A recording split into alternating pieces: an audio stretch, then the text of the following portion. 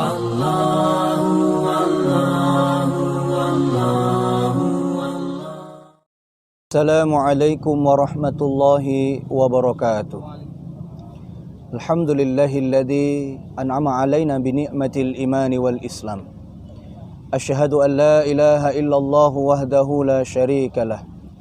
Wa asyhadu anna sayyidana Muhammadan abduhu wa rasuluhu la nabiyya ba'dah.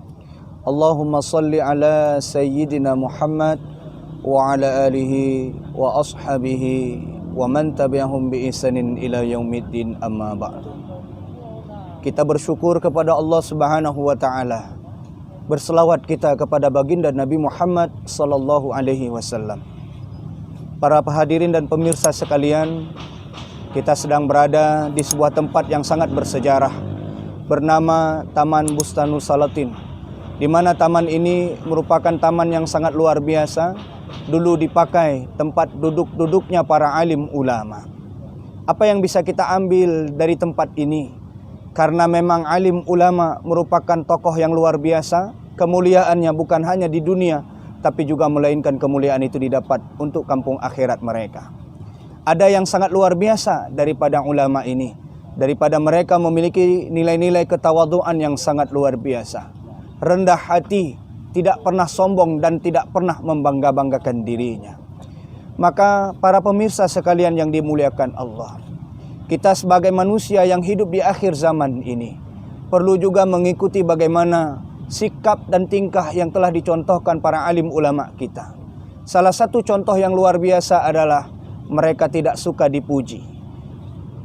Kita banyak sekali mendapati hari ini, bukan hanya orang lain, bahkan diri kita sendiri, bahwa kita suka sekali ingin dipuji oleh orang lain. Kita ingin dilihat oleh orang lain. Kita ingin dilihatkan kelebihan-kelebihan kita oleh orang lain. Padahal semua pujian itu adalah sesuatu yang sangat menipu dan dia tidak baik untuk kita. Rasulullah SAW terhadap ini membagi dua kategori. Yang pertama, apabila ada di antara kita yang suka memuji saudaranya, lantas dengan pujian yang kita telah berikan kepada dia, menambah rasa iman dan takwanya kepada Allah, bertambah syukurnya kepada Allah, maka silakan mereka itu dipuji. Tapi sebaliknya, kalau seandainya ada di antara kita orang-orang yang suka memuji orang lain, tapi kemudian pujian itu membuat mereka tambah sombong, suka membangga-banggakan dirinya, bahkan mengatakan, iya saya memang luar biasa, maka orang yang suka memuji terhadap orang yang seperti itu, kata Nabi, mereka dilempari dengan pasir saja. Ini menunjukkan bahwa puji-pujian yang kita berikan terhadap orang lain, di dalam rangka sebenarnya ingin menyenangkan hati dan perasaan orang lain, perlu lebih selektif lagi kita melihat kepada orang-orang yang kita puji.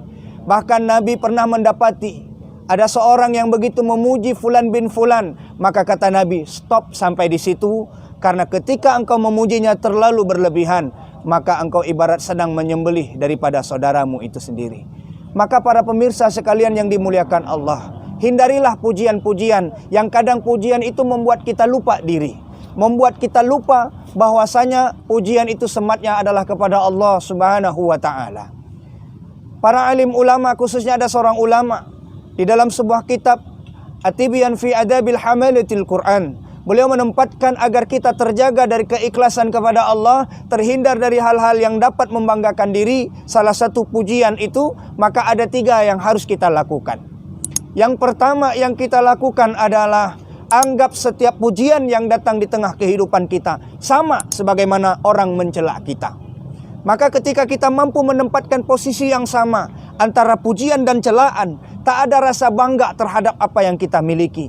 Karena sejatinya kelebihan itu adalah milik Allah Subhanahu wa ta'ala. Yang kedua yang harus kita lakukan agar terjaga keikhlasan kita adalah dengan kita melupakan amalan-amalan yang kita perbuat yang sudah lalu, yang sudah kita kerjakan.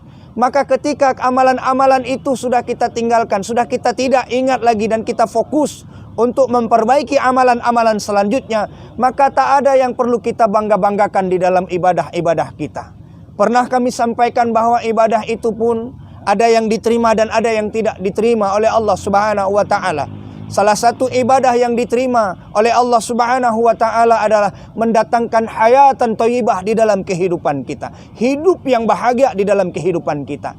Tapi banyak hari ini orang beribadah, tapi justru kesempitan, bahkan ma'isyatan dongkah, hidupnya sempit di dalam kehidupan dunia ini.